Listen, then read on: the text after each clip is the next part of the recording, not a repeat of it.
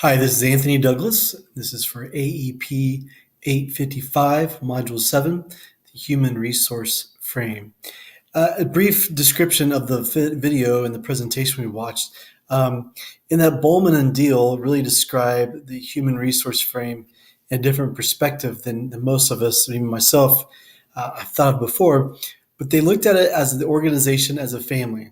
And I thought it was interesting at the very beginning of the video, they stressed the fact that the organization is not a machine, but it's a family. It's a family that cares about each other and takes care of each other.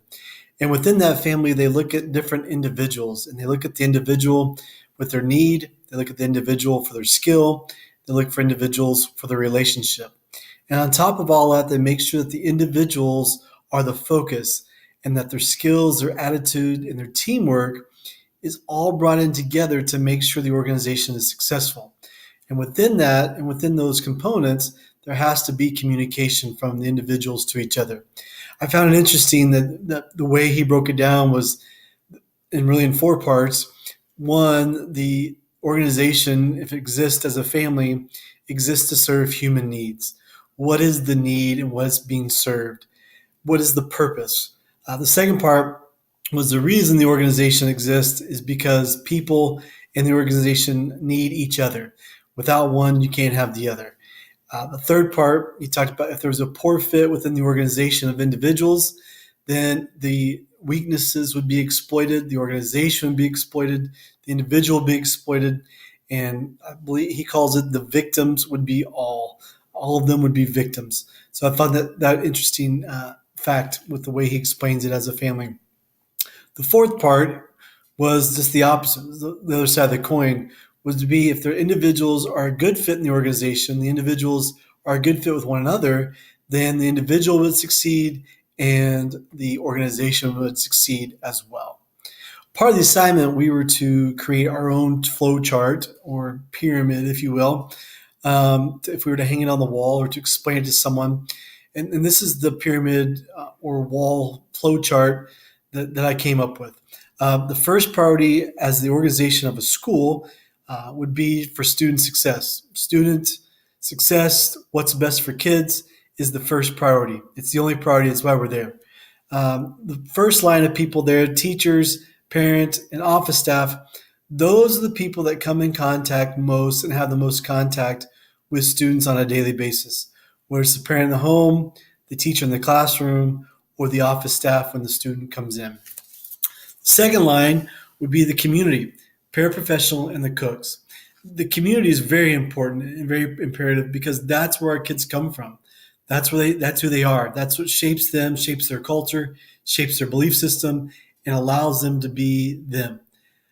The paraprofessional is one in the classroom or in the hallway that comes in contact with our kids, with our students.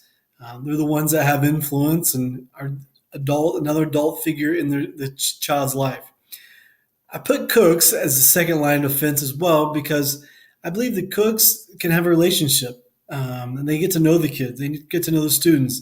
They talk to them in line at the lunch line. They talk to them when they check out. It's funny at the school I teach at currently, even with 2,400 students, our cooks know our kids' names and our kids know the cooks' names because they invest in them. And these are kind of the investment levels for student success. The third line of investment, or in this hierarchy, as we're calling it, would be the alumni.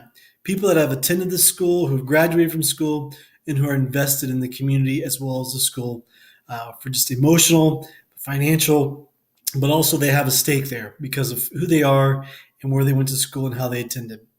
I put the principal as the middle third line of investment, well, because the principal's there, but not every principal is going to know every kid's name. Not every kid's going to know who the principal's name is. And depending on the size of building and school, the principal may never come in contact with those kids unless it's graduation or some event. But the principal is there, and it's a supporting. The reason I put the principal where they are is because they're the ones supporting the paraprofessional. They're the ones supporting the teacher, the one to make sure the student is successful. The last column has the custodians and maintenance staff.